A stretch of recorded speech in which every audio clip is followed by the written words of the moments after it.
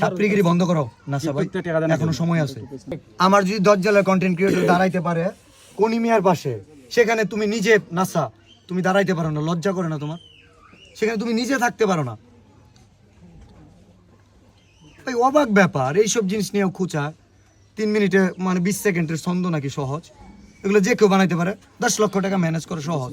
আমি যদি এই যে পারভেজ ক্যান্ডিডেট যদি বলি যে দায়িত্ব দিলাম, ঠিক আছে, আমি যদি এই দুনিয়াতে নাও থাকি, এই 10 লাখ টাকা ম্যানেজ হবে যদি আমি এদের দায়িত্ব দিয়েছি ইনশাআল্লাহ। তো আমি বলবো যে তোমার ওই ফানি এই টিকটক ভিডিও বানানো খুব সহজ, ঠিক রাইট ভাই, খুবই সহজ। একদম রাইট। 10 লক্ষ টাকা ম্যানেজ করা অনেক কঠিন, আমাদের জন্য না, তোমার জন্য। ঠিক ঠিক ঠিক।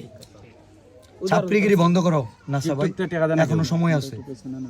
এখন পর্যন্ত সবার বিরুদ্ধে বললেও তোমার ব্যাপার নীরব ছিলাম, নিশ্চুপ ছিলাম, কিন্তু তুমি ধৈর্য সহ্যের সীমানা ক্রস করলা।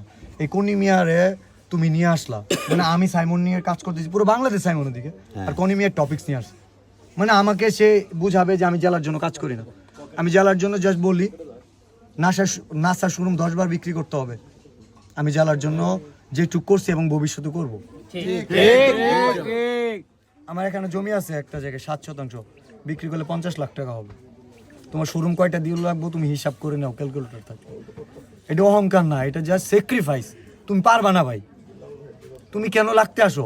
আমি বলি আমরা একসাথে কাজ করি।